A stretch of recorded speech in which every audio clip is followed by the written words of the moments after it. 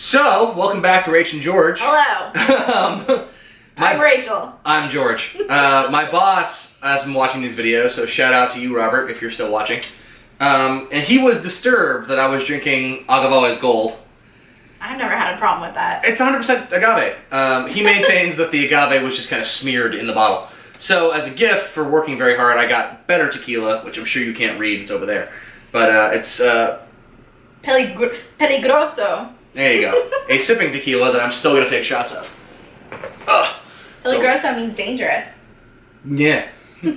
So whilst I'm sure it's in the title anyway, so you know what we're going to be talking about. But whilst I take my shot and deal with the after effects, tell the folks what we watched. We watched Annie Hall. Annie Hall. To Annie Hall. Pretty good flick. That's way better. Yeah? Yeah. Smoother? As smooth as Diane Keaton in Annie Hall? Smooth. Way smoother. Diane Keaton is all kinds of smooth. So, for those of you, I have a lot of my friends watching who know me anyway, but for those who don't know, Annie Hall is my favorite film. Written and directed by Woody Allen, released in 1977. I saw it when I was like 13 or 14. It made me be filmmaker boy. That one in Clerks. Clerks and Annie Hall. And then you get George. Makes sense now, right? It does make sense. Yeah, that last screenplay was the two of them together. Clerks and Annie Hall. Yep. So I've seen the movie a zillion and a half times. I haven't seen it in a few years, though. Rachel? I just saw it for the very first time. Okay. Good. That was it. All right. Have you seen any Woody Allen movies before? Yeah, we saw one together in LA. Did we? What did we see? I don't know. All right, Midnight in Paris? I was alone for that one. This is an old one. That's a new one, right? We saw an old one. Mm-hmm. At an old theater. Radio Days?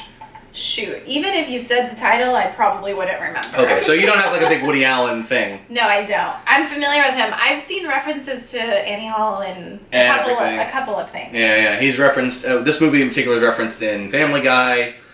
That 70s show is what I know it from mainly. It's referenced in How I Met Your Mother. Which part again? So, way late in the series, this episode where Ted goes on a date with a girl, and they both agree to not do any Facebook stalking. Okay. They're just going to go and clean. But how did they meet each other? At the bar, McLaren's. Oh, okay, alright. Okay. So they go on their date, and the B plot is Marshall and Lily have the sex of their baby, but no one knows what it is yet. Okay. So the whole episode's about, like, do you want to know or do you not want to know? Mm-hmm. Marshall, Lily, Robin, and Barney do research on Ted's date, and they find out she's like a billionaire and a scientist, and like Ted had said earlier in the episode, like, I don't know why it's so hard. All I want is someone to curl up and watch Annie Hall with. And in like this profile in like New York Magazine, this billionaire, brilliant woman says like, all I'm looking for is someone to curl up and watch Annie Hall with. So Ted's out with her, and his friends are like, you have to look at the thing! And he resists and imagines her with a dick, and imagines her a bunch of different scenarios. Then he finally does crack and look at the phone. He's like, oh my god, you're perfect. And she's like, you lied to me, Ted, and nothing happens. Oh. But it's okay because he gets to meet Tracy later, and then she gets hit by the cancer bus. Why and then did Robin. You bring that up right now? I don't know what happens. Oh. So I'm gonna try not to talk for a little while because I tend to steamroll you in these videos, and I've seen it a lot. I'm mostly curious, what is your take on Annie Hall? I thought it was such a good good representation of what really happens in a romance. Like, they make all of these movies, like chick flicks now, where it's like basically like a fantasy story. And, you know, like, oh yeah, there's always like a big event that happens that causes them to break up, but they always get back together in the end. Yeah. So like, it's like this big roller coaster that ends on a high, and then you don't ever get to see what happens after that, because they don't usually live a happily ever after. Or even if you think they're happy, there's always some problems going on. So for me, as a screenwriter, this movie blows my mind in 19 different ways. It's got flash forwards, it's got flashbacks, it's got subtitles, it's got voiceover, it's got animation. He breaks the fourth wall. It's amazing. Split screens, all kinds of stuff happens. He breaks the fourth wall. He brings two other people into it. And I'm like, wait, are we still in the fourth wall? Like, what's happening? But in particular, like, as if you really just break down why this movie fucking blows my mind as a writer, in the opening scene, which opens up with Woody Allen talking directly to camera, which, by the way, my first real screenplay opens up with main character based on me talking directly to the camera. Gee, I'm shocked. Yeah. In that opening scene, the Woody Allen character, Albie, says, Annie and I broke up. Yeah, so you know going in. We know they break up. Yeah. But by the end of it, I'm still just like... You're rooting for them. Oh. I was rooting for them, like, when he was going to go out to LA, I audibly gasped. Mm-hmm. Because I'm like, oh. Yeah. And at the end, when it cut to black, to the credits, she went, whoa. Yeah. So I can't believe that he pulled off, it's like the craziest magic trick But ever. also, it's crazy because you see them together and, like, they don't even look like a great match for each other. Like, there's constant bickering, but, like, there's really good scenes of, like, them loving each other. On the fucking, okay. One of my favorite scenes in movie history, a lot of that's going to happen in this fucking review. Annie and Albie have been on a couple of dates. She went to go sing and went bad because the people were like coughing and spilling dishes. Everyone just by the end of it was talking over her. Like there's this waiter in front trying to get the orders. Like there's dishes crashing in the background. So they've been on a few dates and then they go hang out on a pier and in the background you see the bridge. I don't know if it's the Brooklyn Bridge or what. And she says, I really like you. Yeah. And he's like, well, do you love me? That's the question. Yeah. And she's like, yeah, I think yeah. And she goes, do you love me? And he's like, love is too weak a word. I love you. Yeah. I love you. I love you with 2 F's. For the record, that is in one of the most famous, critically acclaimed romantic comedies of all time. They never say I love you to each other. Yeah. The closest they get is that scene. Yeah. True. Which, by the way, for any of you people out there who keeping score at home, Annie Hall won Best Picture the year Star Wars came out, so fuck you, all you Star Wars fanboys, including myself. It won Best Director for Woody Allen, Best Screenplay, and Diane Keaton, of course. Oh, yeah. Won Best Actress. Apparently for the scene that I was gonna bring up because I wouldn't say apparently for. In my mind, that scene is so good. Okay. But yeah, you just talk for a bit about Annie Hall, the character, and Diane, the performer. Diane, okay, well now that I know that she's essentially playing herself. Sort of. Maybe played up a bit. She's so adorably awkward and super, what's the word? She's super... Adorkable? I guess she's the original adorkable. The movie's out of sequence. She's kind of a mess too, Oh, very much so, yeah. And the story she tells where she's like, Sadie knows my Uncle George, and George had narcolepsy. Yeah. So he went down to get a turkey, and he falls asleep, and he never wakes up, so he's dead. And she's like, oh shit. Anyway, horrible story, and he's like, but it's, made my day. But the movie is out of sequence, so we, when they meet, when they don't meet, whatever, we finally see the scene where they meet, playing tennis. And after the tennis match, go ahead. Yeah, she's just you can tell she really likes She likes him so much. So much, and he's just like, oh, hello. Yeah, we met on the tennis court earlier. And she's like, oh, hi. Oh, jeez. Gee whiz. La-di-da. Yeah. La-di-da, la-la. And she's like, he asked her, can I need a lift? Or do you need a lift? And she perks up and goes, yeah. Yeah, you have a car? And he's like, oh, no, I don't. She's like, oh, well, I do. He's like, wait a minute. Yeah. I don't understand. Why did you say, do you have a car, like you needed a lift? Yeah, and she's just so tongue-tied over him. And that's the moment where, I don't know. That's this one moment I think is why she won the Oscar. Because he says, I don't understand. Why did you say, do you have a car, like you needed a lift? And she goes, geez, I don't, Yeah. Yeah. It's so fucking painful. Oh, man. And she's wearing, this, hat and a men's shirt with a tie and the vest. Yeah, it's so fucking iconic. Ugh. But, it was just it was amazing to watch that. I didn't cry this time. I generally cry when I watch Annie Hall. It's been a few years. I was telling Rach before we started recording, I generally cry when anything emotional happens in movies, particularly lately father-son shit. But in this case, I didn't cry this time, either because I know the movie too well, I know every fucking beat of this movie, but also, I haven't been in a relationship in so long that, I guess I just couldn't relate to it.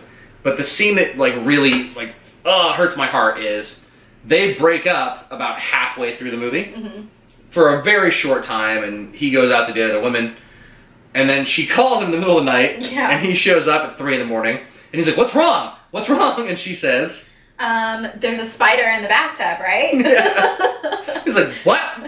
There's a big spider in the bathroom." Yeah.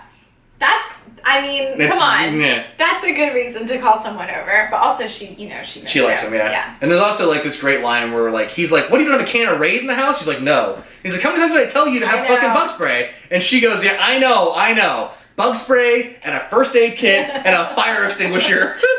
She's such a fucking mess. But he takes care of her and it's so adorable. He kills the spiders in very thoroughly Woody Allen, like, awkward fashion. And then he goes into the bedroom and he's like, "I did it, I killed the spiders." And she's just fucking, by the way, as a filmmaker, that scene, which is really, you dug it too, right? Emotionally good scene.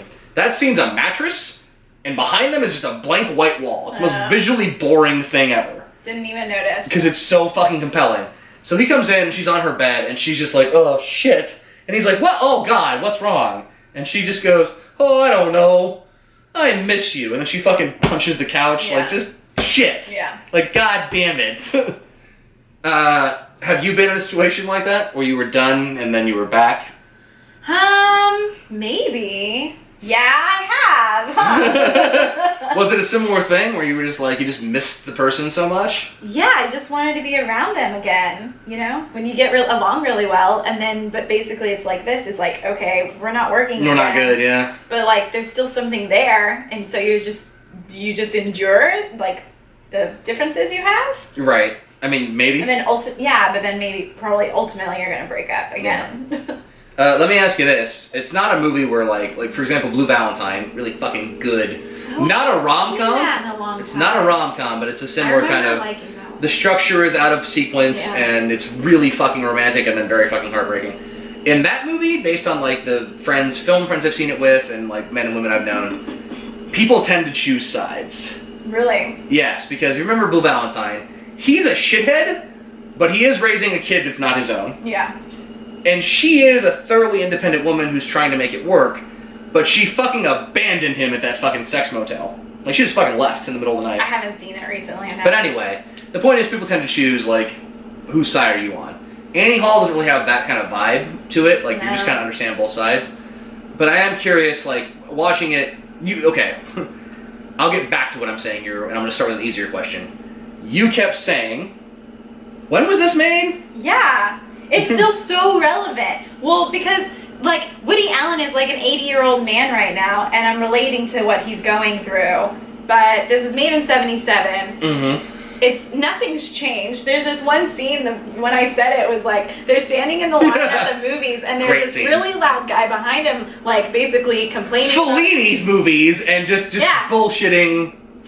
Just tearing it apart, basically. Well, I don't know, but... Not really, he's pontificating. Commenting, okay. And it's all one take, and that's the scene where you were like, what the fuck's going on with the fourth wall? Because eventually Woody Allen, who's having a conversation with Diane Keaton, while behind them there's a guy, he just turns like, blah, blah, blah, I hate this guy. And then finally he's like, what do you do with an asshole in line behind with the movies? And then that dude starts talking to the camera. Like, these are everyday situations that still plague us. Like, you can still relate. Your comment was like, it's on the internet. Even if it's on the internet, you just have, like, Facebook feeds of people like, giving their views on shit, because everyone is so entitled to their opinion. Donald Trump is the best. Oh, God, yeah, it is all political now. It's, honestly, it's either, I don't know how much you go on Facebook, and I do quite a bit because I'm bored. Yeah. It's half political, half Pokemon Go. Oh, God. It is. It's that. And then, like, snippets of, like, babies, puppies, and somebody got shot. Oh. It's that. Every time I go on Facebook, it's politics. That's a good representation of America. Politics, Pokemon Go, babies, puppies, another black person. Sometimes kittens. Cute animals. There you go. But, yeah, that scene's good. And, yeah, she was like, what the fuck is this? Later on at a party in Los Angeles, she was like, it looks weird. Yeah. And I was like, it's 1977. She's like, I know, but like, all the shit is so... I've been in these situations, and usually I guess because when I watch old movies, I'm like, oh, these people are old and boring. Mm-hmm. But these people felt young. Which is weird. Like, for me, the 70s, for the longest time, the 70s was like my go-to decade of like best American cinema. Okay. Godfather, Annie Hall, Jaws, Star Wars, bunch of fucking good shit. Mm-hmm. Recently, I'm like, nope, it's the 90s. Like, oh my goodness gracious me, the 90s is good. Yeah. But the 70s is far enough back for our generation that we're like, they're old. that's an old person. Well, because George, but it's also like they were born in 1938. Well, he was, yes. Okay, like they're going back to these like. Well, he says I was raised in Brooklyn during World War II. So I did the math really fast as I was watching World War II era, and like I don't know, like you just picture these people all old and stuffy, but like he's making it comedic. Yeah, they were people. Like it's the thing. It's. Well, I wasn't there, so I know. This is a good representation. But the 70s is like this great time period where it's like it's so long ago. Yeah. But also like they have televisions, phones, like we can kind of relate. Yeah. Whereas like 60s and before was like, what? Yeah, that's true. What did you think of the guest stars? Which, by the way, you didn't recognize one. I'm glad you didn't. Okay. So Annie. Christopher Walken. Oh my god. Wait, shit! I forgot. We were gonna go back to a thing I was gonna say. The thing and blah blah blah and time period and. Oh, it was whose side are you on? So like you're relating to it's so relatable. That's what I was getting at. It's so relatable despite the time period. Is there like were you leaning either way? Kinda, yeah. Annie? Yeah, because what's his name? Alvy. Alvy. He's really kind of condescending, even though I think he really means well. He loves her so much. She's a mess, and he loves her, but he's just trying to help her too much, and she just needs to figure that shit out on her own, I think. What is that line at the end where she says, like, he proposes in the fucking most, like, non-romantic, awful, awkward words. Like, so you want to get married or what? Like, let's just do the thing. Yeah. And she's like, no. Like, look, Alvy, you're a great person, and, like, you helped me get in touch with my feelings, and got me out of my room, and gave me more confidence, and all that crap. Mm-hmm. And, like, I'm with you, Annie. Yes, I'm with Annie. But in my head, I'm like, you wouldn't be the way you are without me. Yeah, but... Which is a horrible way to feel. Yeah, but that doesn't mean you can't. She doesn't. her Exactly. I know. It's like, come on. She could have been nicer. But that's exactly... That's what the ending is. She turned into like a different person, and now they're not compatible anymore. Right. So... But you do see Alvy's points, which is like, he found someone he loved, and like... I do. He is solidly who he is. That's from the opening scene when he was a kid. He's like, this is who the fuck I am. Yeah. And he found somebody that he loved and like developed and all this shit. Well, and, like when you compare him with the other girls that he's variously dating, obviously like him and Annie, she's part of the team. They get along the best. Like, just suck it up, all of these weird differences you have. Which I never cried at this scene, but like it fucking breaks my heart every time. Early in the movie, we see Annie and Alvy, and they've got lobsters, and there's lobsters on the floor, and it's adorable. And like, oh my god, lobsters, they're alive. Way later. Yeah, there's another lobster. He recreates the thing. Yeah, with a different girl. Was your take on that like, fuck that guy, or were you like, oh? No, it was the second one. Like, that girl is super boring. Why is he with her? Like, she's offering nothing to him right now. He's trying to play. Just trying to play with her. Like, oh, a lobster. And she's like, what's the big deal? It's just lobsters. Just pick them up. Yeah. And he's like, I'm sorry, I'm not myself, so I quit smoking. Yeah. And she's like, when did you quit smoking? And he's like, 16 years ago. Yeah. And she's like, wait, I don't understand. You quit smoking 16 years ago? Are you trying to be funny? Yeah. And he's just like, apparently not. Yeah. It's so heartbreaking. Yeah. So I'm with you, like, Annie, if I had to, like, do a prize thing, but, like, I see Alvy's point, too. Yeah, me too. Guest stars. So you obviously noticed a couple of them. Oh my god, Christopher Walken. Twice in the movie she went, is that? And I was like, yep. The one you didn't notice, Tony Lacey. I don't think I know who that is. Okay. In the movie, Annie's a singer. She sings once and it goes badly. Later on, she sings again and it goes really well. And this producer from Los Angeles comes up to her. Yeah. And she's like, hi. And he's like this big. He's like, hello, are you with a label? Like, I'd love to record your album. They go to LA and hang out at his house, and eventually they're dating or living together, something like that. That was Paul Simon. No. Simon and Garfunkel. No way. Yes, that ma'am. Was him? Yeah. Oh, I'll have to go look up a picture. Yeah. That doesn't look. So that's one cameo, but the two big ones, which were not cameos at the time, they were just actors who were not famous yet. Annie's brother is named Dwayne. And what does he tell the story about again? It's about like, when he's driving. And they're Annie's parents' house. Does his voice ever change? Chris Walken's? Yeah. Like ever or in that scene? Ever. I'm gonna go with no. But he just normally sounds like that, right? So what happens is Annie and Alvy are at Annie's parents' house. And Alvy goes in, Woody Allen goes in to see Chris Walken, her brother, and you tell the scene because it's... I mean, he's basically sitting there like, sometimes I really get the urge while I'm driving to ram my car into the other one. I see the oncoming headlights towards me, like, but he doesn't. I anticipate the crash. I smell the burning glass. His voice, like, it just makes me laugh. And she goes, "Holy, is that?" And I was like, "Yep." And that scene ends with like, it's such a weird like monologue about like, I think you're an artist who understand. And he tells the story about like how he like wants to get in car crashes. Yeah. And at the end of it, Woody Allen's like, "Okay, Dwayne, I'm due back on the planet Earth now." Yeah. And she goes, "What was that?" And I was like, the first Chris Walken scene. I was trying not to laugh, but then I realized that it was supposed to be funny. But I'm like, this guy wants to commit suicide. And it's crazy and that it's like Chris Walken. From that early on, Chris Walken was the fucking weirdo. It's never changed. And the button, for those who haven't seen it, the button to that joke, like if you haven't seen the Annie Hall, you should. The button to that joke where Chris Walken tells Woody Allen, "I fantasize about veering into the oncoming lane, getting into a car accident, shattering glass."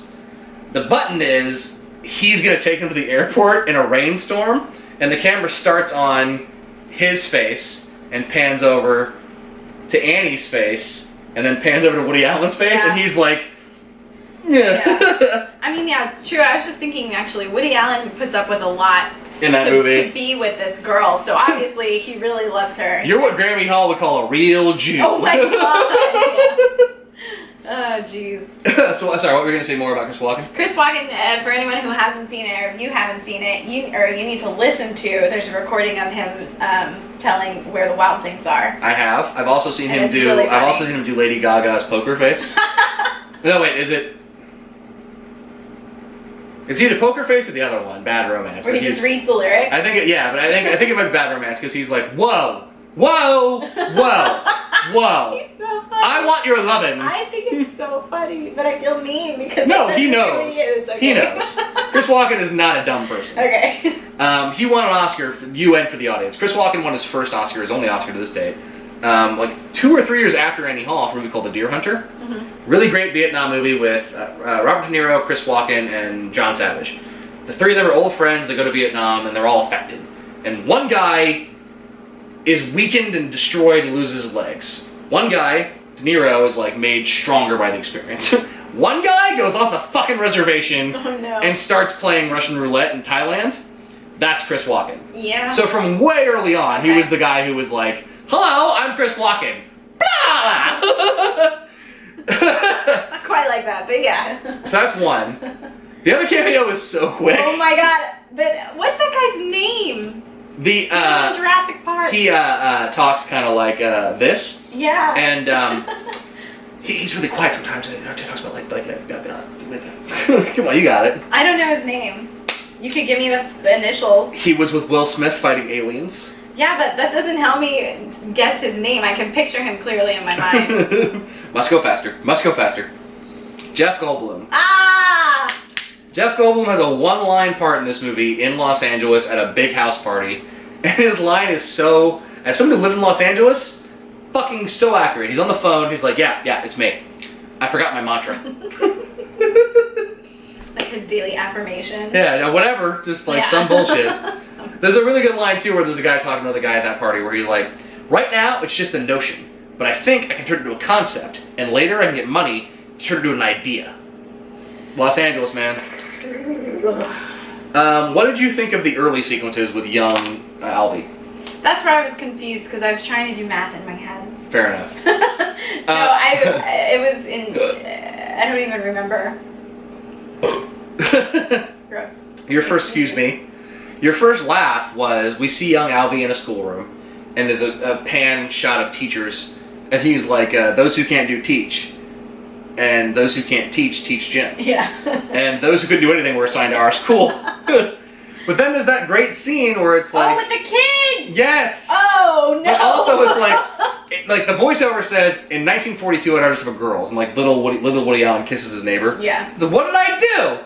And the teacher's like, "Get up here." And then adult Woody Allen's in the desk, and he's like, "I had a healthy sexual curiosity. What you want?" And this 6-year-old girl was like, "Jesus Christ, Alvy! Even Freud speaks of a latency period. I never had a latency period. What do you want?" And the teacher's like, "Why couldn't you be more like Donald? there was a model boy. And the kid's like, tell the folks we are today, Donald. And we get a series of young kids telling us what they grew up to be. Yeah, I can't remember them anymore, but... I run a profitable dress company. I'm the president of the Pincus Plumbing Company. I sell Taluses. And then the last two, I used to be a heroin addict. Oh, now I'm a yeah. methadone addict. Oh. And the last one's this fucking girl with her hair in pigtails and her glasses all fucking wonky. And she's like, Oh, no. I'm into leather. Oh, no. That was so weird to watch. As a teacher, you must have, like, you also laugh at the thing where it's like, he's describing his students, the other kids in the class, like, this kid's always eating and that girl's fucking little is perfect. And Ivan Ackerman, always the wrong answer, always. And the kid's like, 7 and 3 is 9. And the kid, Yeah. how often do you want to do that in class? I don't do that very often, but there's several times where I'll have to, like, turn my head and, like, I have a snicker. Dumbass. No, I snicker, like, I giggle, but I do it, I'm like...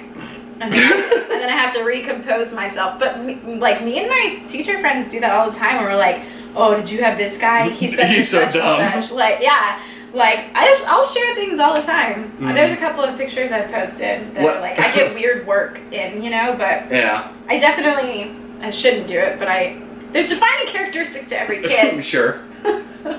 So I use them. What did you think of the scene where Annie, Alvy, and his friend are watching his parents interact? And he's like, look, there's my dad's friend, Joey Nichols. And he's like, you see? Nichols. Joey 5 cents. That made no sense to me. That part of the whole scene. The whole scene that served no purpose. Well, it's how he grew up. Okay, fair enough, but... And there's some good jokes. Nah. What else was there besides Joey Nickel? There's also his mother and his aunts, where it's like, you know, when we were girls, my sister Aunt Tessie, she was the true beauty. And then the friend is like, Tessie, they say you were a great beauty. And she's like, I was quite the lovely gal. I zoned out for that. Fair it wasn't interesting to me, I guess. I don't know. I'm trying to think of other, like, relationship-y things that were, like, fucking relatable. The end when you know that it's over and you just have everything flash through your mind. That last, like... Okay, so we talked about before we started recording. I have a theory that every decade has a defining romantic comedy.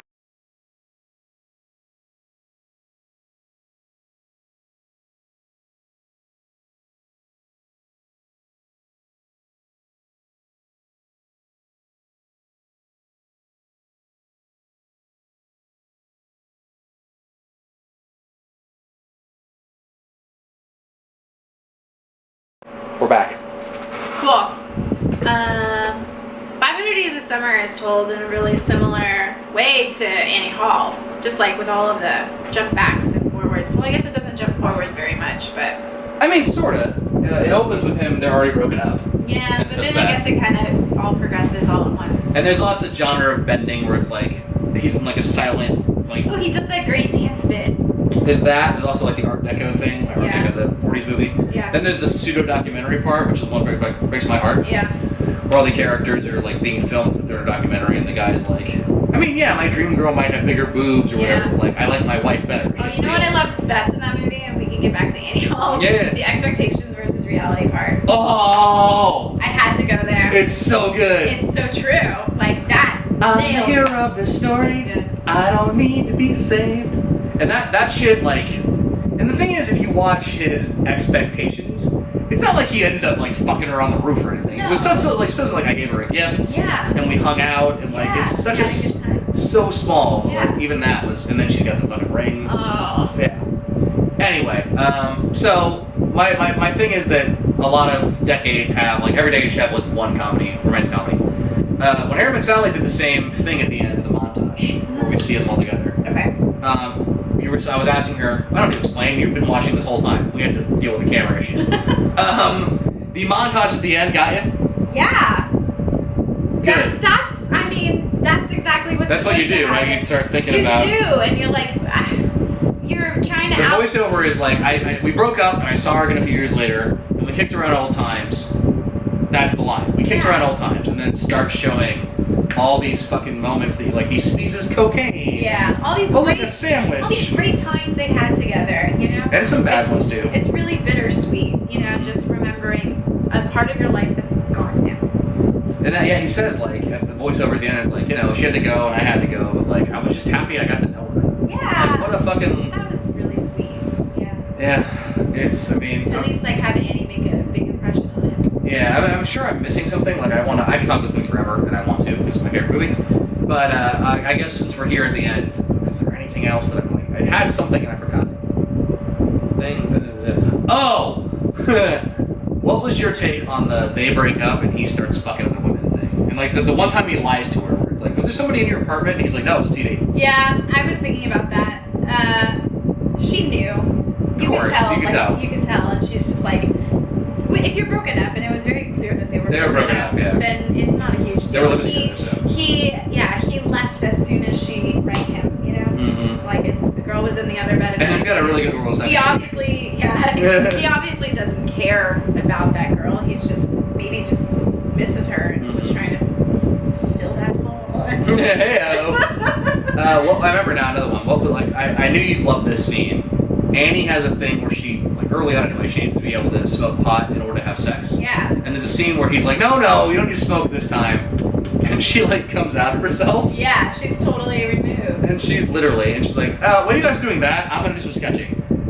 What was your take on, like, that nature of relationship where it's like, and I love, like, to give Woody Allen's character credit, he's like, I want the whole thing. Yeah. Like, that is sweet. Like, it's just kind of weird. Does someone really need to be on a substance to be around you, especially to have sex, which is such like maybe a critical intimate part thing. Of an important part of having a romantic relationship. But I just mean, like, in terms of, like, do you feel like, I've never had a relationship, but do you ever feel like in your relationships it's like that you're holding things back in certain times, or like you can't give your whole self, or like all totally. that shit? Well, yeah, I think so. Yeah. Do you want to reach a place where you can give your whole self, or is it like, are you looking? I know I'm getting all real. Are you looking for somebody that you're like, I want someone that will love the entire me, so I'm gonna be myself, or are you the person that's like, no, what? There's a thing that's always mine, and it's just mine, and you can never have it. Well, I think you can have both, actually. I think, like, someone can get to know all of you, and that's fair, right? I wouldn't feel comfortable ever holding something back. In a real relationship, sure, yeah. Yeah, if I was scared that they wouldn't like it, that's not a good thing. Yeah. I've done that in a past relationship, and I knew he didn't, whatever. And, like, he didn't like that I smoked. Cigarettes? Yeah.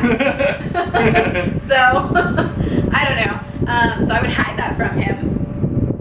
But I felt bad about it. Yeah. Maybe he was making me feel bad for doing it. I don't know. But I think it's fair. If someone should want all of you, I think that's what everyone wants. Right. But at the same time, someone's never going to be able to fully understand, like, your thought process. So well, that's the that fun, can right? You want to spend the rest, like, in my mind anyway, the ideal relationship is I want to spend the rest of my life trying to figure it out.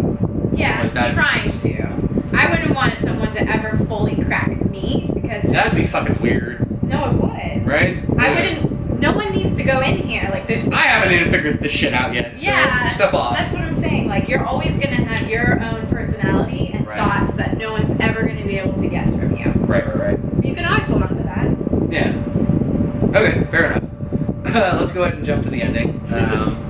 So they break up in Los Angeles in a really fucking heartbreaking scene.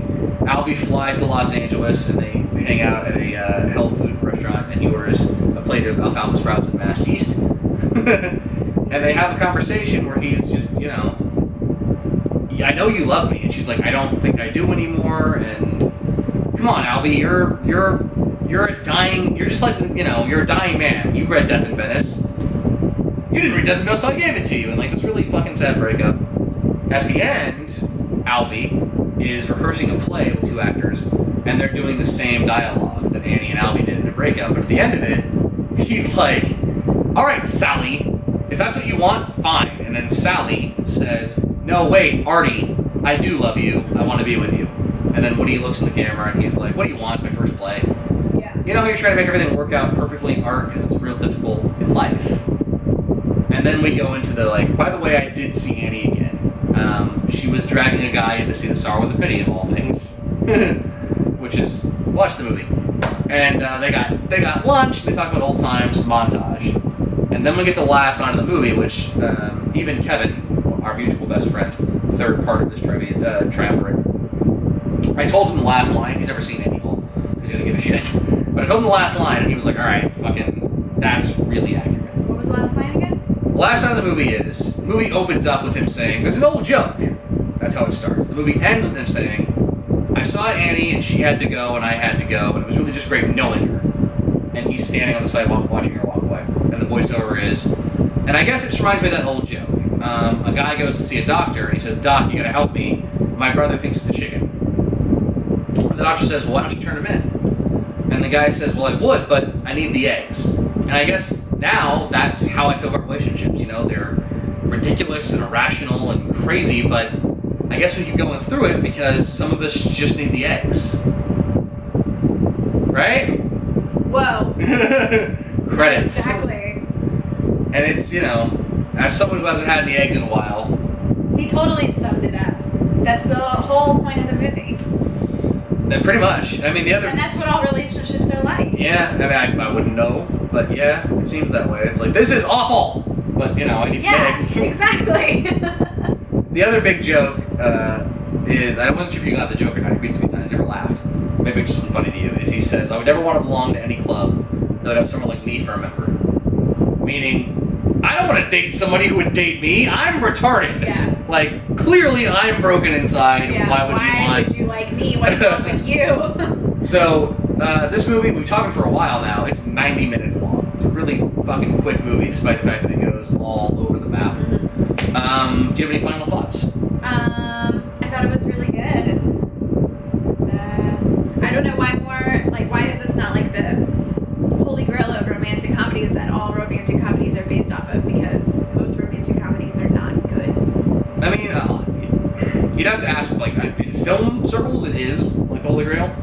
For casual moviegoers, it's media. Like, I'm not into film. Like, I don't It's usually Inherent Sally, which admittedly stole a bunch. Did its own thing, but stole a bunch from Annie Hall. But, like, you know, that one, Princess Bride, which is a fantasy movie, but, like, you haven't seen that either. Holy shit, Princess Bride!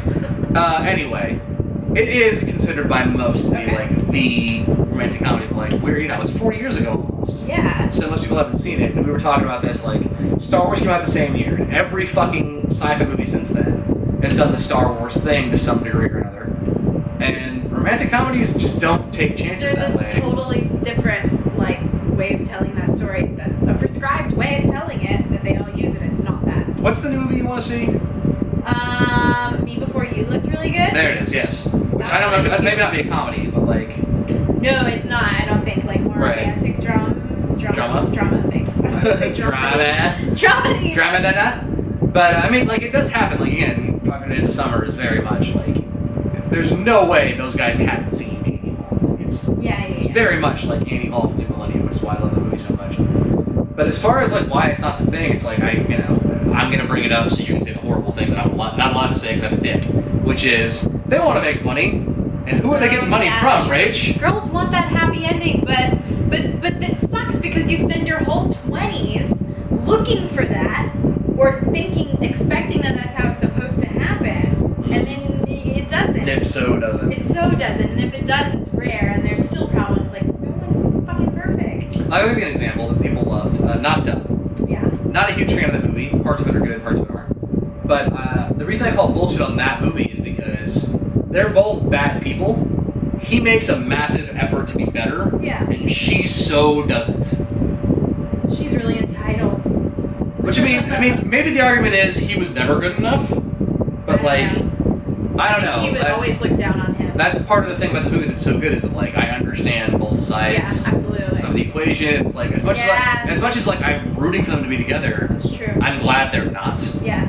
That's true. Modern movies, like romance movies, don't show you both sides most often. Yeah, I mean, like, you know who did the same kind of story really well? Granted, it was a TV show, the Robin and Barney of it all. Yeah. Where they were apart for years, and then they got back together, and then they broke up again. Yeah. Like, you know, maybe you need a longer form to tell it, which is crazy. The movie's fucking 90 minutes long, but like, I don't know. It's a weird dynamic, I suppose, to try and condense all the intense emotional feelings that you feel when you're in a relationship into a movie. Pop songs have a better, easier thing to it, because it's like you can just say the most extreme thing. Yeah.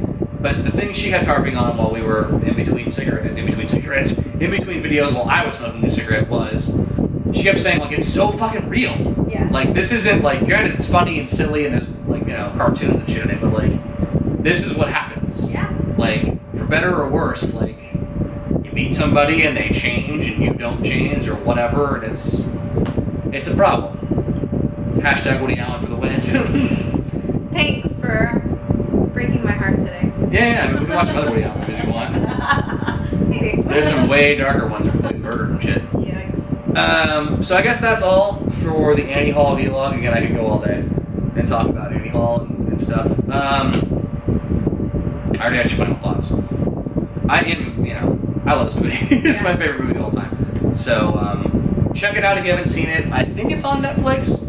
It used to be. I don't know if it still is. It's on Blu-ray, so we watched it. It's you can find like a Woody Allen box set, but I also have it on DVD for really cheap at this point. So if you haven't seen Annie Hall, you should. AFI ranked it, and it's number 2 spot of the top 10 best romantic comedies of all time. I see why. What's number 1? City Lights, the Charlie Chaplin movie from the 30s. Okay. It's in the AFI top 100 movies of all time. I think it's in the top 30. I think there might be a line of dialogue in there where she's like la-di-da, la-la. I think that might be like one of the most quotable lines. So it's good stuff. It's gorgeous. It's got a lot of, like, I think why I felt slow to you is that most of the scenes take place kind of like this. People in front of a camera with no cuts. Yeah, You just kind of let the actors do a thing. If you haven't seen Diane Keaton, she's still acting, she's still doing stuff. Seek out Diane Keaton, she's always good, even in dog shit movies like Because I Said So. She was really good in Family Stone. That was a much better movie. There's a huge cast. I like Rachel McAdams. Me too. Go watch Spotlight. See you next time on Rach and George talk about movies. Bye. Bye.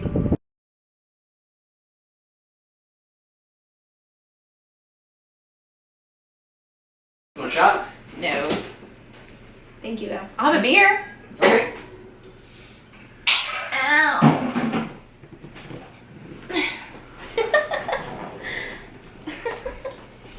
Thanks, George. You're welcome, Rachel. That was weird. Yeah. Why did that feel so weird? I mean, I don't know why you said my name. I said your name because you said my name. Yeah, I know. Well, you said it. I know. Thank you, George. You're welcome, Rachel. Which, by the way, Rachel Hall. Yeah, I know. I could be as neurotic and awkward as her for sure. No. Like in the whole beginning part, I'm like, oh, this is so cringeworthy because I've been there. Which beginning part? She's like introducing herself to him. Save she's it. Save it. I love that scene. I love. What? Tequila. You already took it? No, just the smell. Oh. It's not good? No, it's fine. It's just tequila. I thought since you drink it so much, maybe you were used to it or something. You would think. Down. All right, Willow.